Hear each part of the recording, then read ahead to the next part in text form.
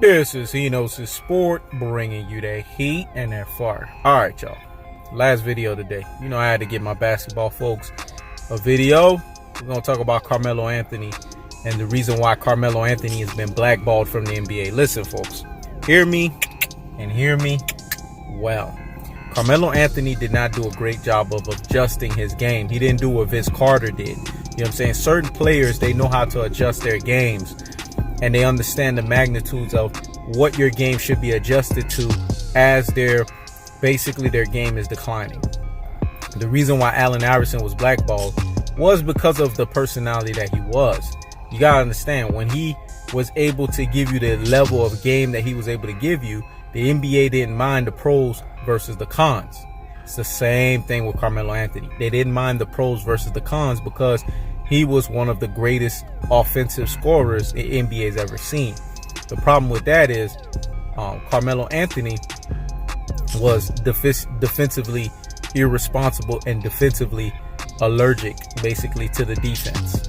So because of that, they were just waiting for Carmelo Anthony's offensive game to decline so they could say, well, he can't even bring what he normally brings that's well to the table. He can't even do that. And then he's not willing to take an off the bench role.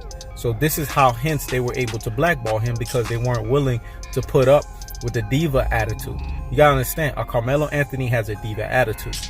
Allen Iverson has a diva attitude. What superstar doesn't? But see, here's the thing. There's superstars that play both sides of the ball, offensively and defensively, and teams are willing to accept them a lot more and are willing to take a lot more brumph from them, so to speak, than someone that just plays one side of the ball. So Carmelo Anthony suffered with the same fate that Allen Iverson suffered with, but he just wasn't nowhere near as good as Allen Iverson. This is going to be the same fate as a Russell Westbrook. You guys are going to see how Russell Westbrook is going to get slighted by the NBA, because you guys understand these guys' personalities and the way that they are. You know what I'm saying? It's not that they're not team players. It's not that they don't play the game hard. No one's going to question that when it comes to Carmelo Anthony. No one's going to question that when it comes to Russell Westbrook. No one's going to question that when it comes to Allen Iverson. It's the way that they are. That pretty much it's a double standard, and it's basically a two-edged sword. But the league wants you to conform. They want you to be to their mode of what they think a superstar should look like. Allen Iverson didn't fit that mode. Carmelo Anthony does not fit that mode. And Russell Westbrook, you already know, doesn't fit that mold either. But I also mentioned LeBron James. LeBron James does fit the mold, but the problem is LeBron James basically became this player that started the movement of player power movement. You know what I'm saying? No player in the NBA really has power. At the end of the day, they give this quote-unquote perception that they have power because in free agency they can kind of dictate where they want to go. But once they are signed to the team, they're at the team's mercy in terms of what the team can and can't do for the X amount of years that they're signed to the team. So basically, they become unrestricted free agents, and that's their time for them to flex their muscles, right?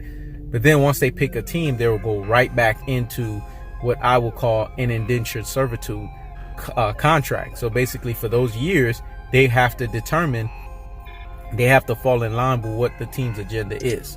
Now, as a superstar, they can dictate, you know, certain things, and they could push the thumb, so to speak, but you can only do that so far. So the point that I'm trying to say is this: they're putting up with LeBron James shenanigans, but LeBron James has single-handedly done the worst variation of any one of these guys. This guy has sat here and crippled teams after teams, left them basically into dust, right?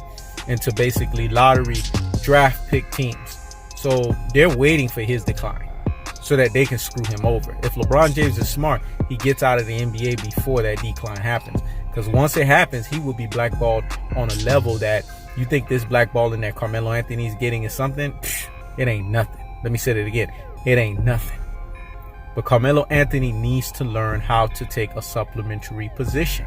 What that means is he needs to watch Vince Carter and see how Vince Carter, when he was no longer a superstar, the reason why Vince Carter can go hand in hand with Carmelo Anthony is because, and he's a good example, is because these guys have not won NBA titles, and these guys have never gone to the NBA finals. So they're pretty much in the same boat. So he could watch how Vince Carter, once his rise fell, Vince Carter was willing to take a role off of the bench. This is what Carmelo Anthony has to do. He's an older player. He's 34 years old. Father Time is undefeated. There's a thing called age and attrition. He no longer is on the, what I would say, the north side of age, but he's on what I would call the south side of age. So he has to take a role coming off of the bench, whatever team that decides to pick him up. Do I believe that Carmelo Anthony is 70% better than the league? Yes, but his mentality is what's keeping him out of the league. It's the same mentality that kept Allen Iverson out of the league when Allen Iverson didn't realize that he no longer has the game for teams to put up with the drama. That's the thing with Carmelo Anthony. No one's willing to put up with the melodrama because he doesn't have the game to offset that. He's not dropping 30 points per game. He's not dropping high 20 points per game. Just as in his last season with the Houston Rockets, he gave you 13 PPGs, and he showed how he brought down the defensive efficiency of the Houston Rockets. So why keep a guy like that if he's not going to bring value, but he's going to basically be a liability and a deficit? See, this is why Carmelo Anthony has been blackballed in the NBA. Part of it has to do with the agenda that the NBA wants a certain superstar that's conformed to what they see as a superstar. But at the same time, it's also because of self-inflicted. He didn't understand how to take a supplementary role when it was meant for him to do that. Now, had he would have done that, he would still be in the NBA by now. It's just, that's what it is, man. Certain players are not going to conform. You can respect them for doing that, but at the same time, you know it's a two-edged sword. You know there's going to be a penalty, and you know there's going to be a punishment for that. So that's what Carmelo Anthony is suffering.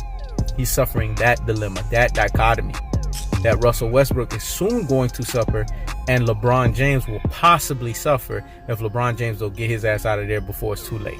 This is He Knows the Sport. Checking out.